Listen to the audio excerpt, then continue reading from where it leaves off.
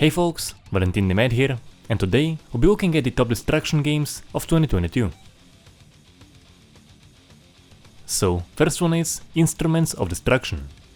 Now, I didn't play it, but I do think it very much is worth the mention, and big thanks to GalaxyHighMarshal for sending me this footage. You can find his channel in the description. So, what we have here is just very impressive building destruction.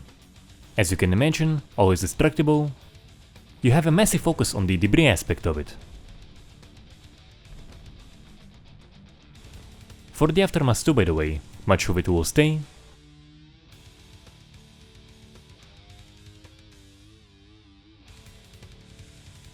And structural integrity does play a role here as well.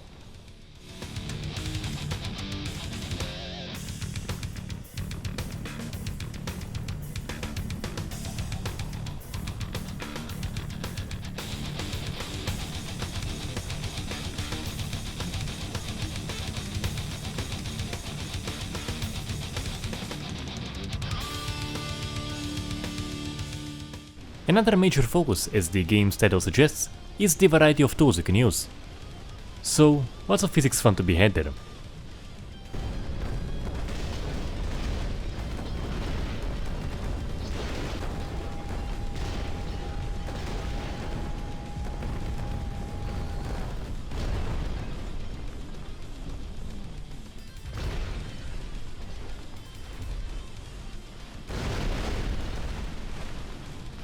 And not as big of a focus as the other stuff, but terrain deformation and vegetation damage are a factor too.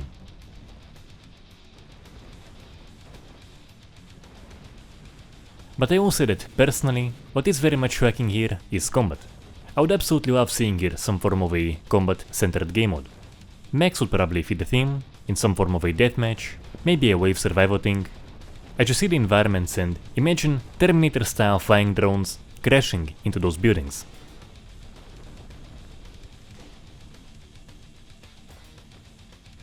Interestingly, actually in strategy games you often have some of the coolest response mechanics and some of the most responsive experiences, while Regiments here is a very good example. The key mechanic is the chewing up that largely happens on explosions, but not only.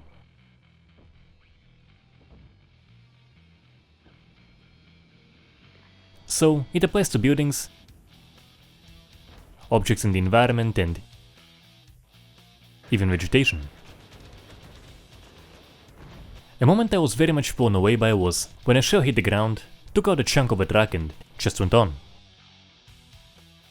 It's the kind of thing you barely see anywhere, let alone in a game of this scope.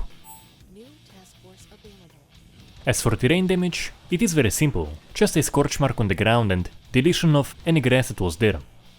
However, this response will happen for nearly every explosion, big or small, and all of them will stay, along with every single destroyed vehicle and every chewed up hole.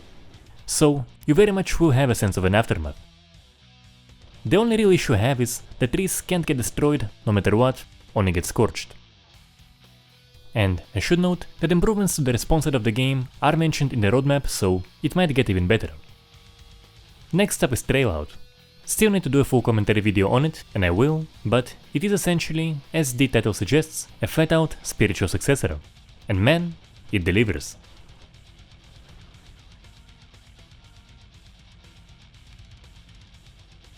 The key focus there is just lots of destructibles scattered around. So, not everything you crash into will respond, but you have a great deal of props that will break, props and sections of various sizes, and, very importantly, much of the debris will stay. Another feature I very much dig is the hazards.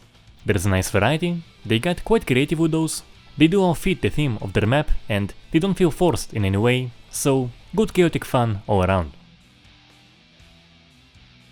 And I gotta say that the Mode Destruction Derby Arena is probably one of the coolest things I've personally seen in a car game, and I do very much dig it. Now the weakest aspect here is actually the car damage. So they can get messed up quite badly, parts can come off, however the deformation is pretty inconsistent. So very often you have a crash and the response just won't be adequate to it. In some cases, even no response at all.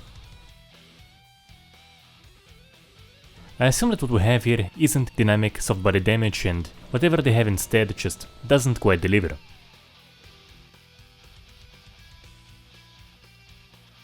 So, I absolutely dig the partially responsive environments, I do very much like the hazards, but the car damage and the car crash physics, those are not great and you will feel it. A mention goes out to Sector's Edge. The game didn't come out this year, but it has received a patch improving several aspects of the destruction system. Most notably, making falling structures damage whatever they're landing on and dig into the ground.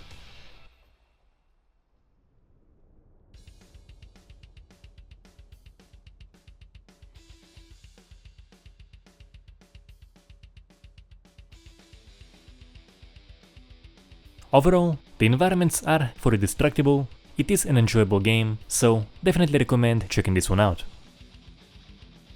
And lastly, I do wanna mention the gunship levels of Call of Duty Modern Warfare 2. The game has been pretty disappointing in terms of character responses. Most, if not all, have been reused from the previous title.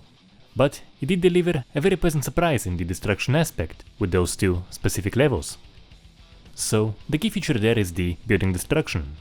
Those have a variations based system which looks decently nice and delivers quite a good of a response.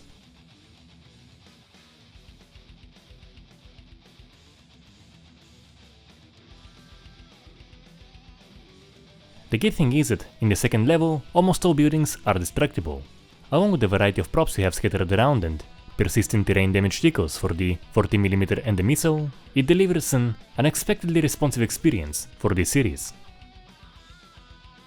The main issue for me is not even in the destruction aspect, and they're awesome, but rather the enemy waves that will always be the same. Same amount of soldiers, same vehicles, all coming from the same directions every single time.